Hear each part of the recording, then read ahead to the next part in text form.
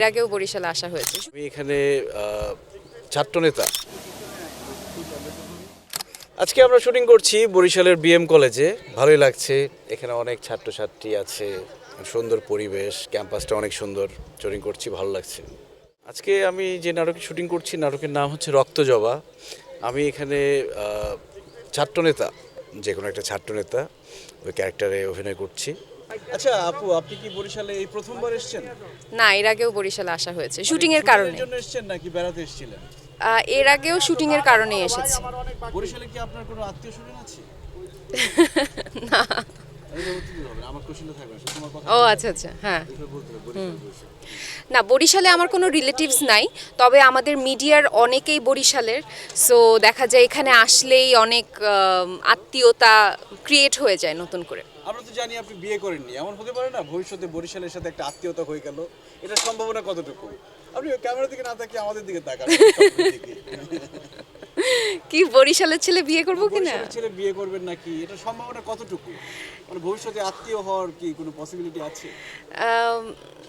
এইটা জানি না। আমি আসলে বিয়ে করার সময় তো ছেলে কোন জেলার সেটা দেখে অবশ্যই বিয়ে করব না, ভালো মানুষ কিনা সেটা দেখে বিয়ে করব। সো বরিশালের হলেও হতে পারে, আবার নাও হতে পারে। আচ্ছা, বরিশালের যে ক্যাম্পাসে যে এত ছেলে মেয়ে দেখলেন, ছেলেগুলো কেমন লাগলো? বরিশালের ছেলেরা কেমন? তুমি তো আমার ইন্টারভিউ পুরো ভাইরাল করে দিবা। এই যে উপস্থাপক, তার প্রশ্ন জীবনে বাইরে এটা বলে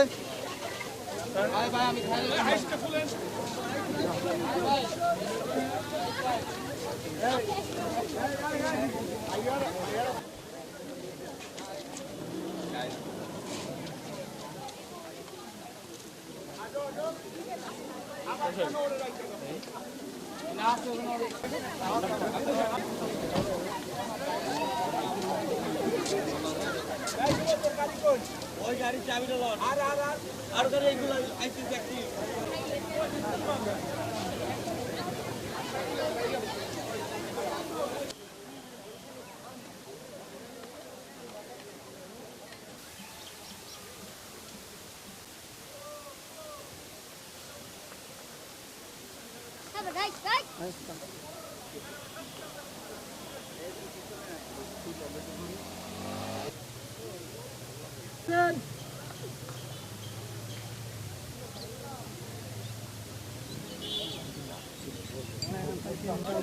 চ্যানেলের তো নিজের চ্যানেল ভাইয়া আমার মনে হয় যেটা না করাই ভালো।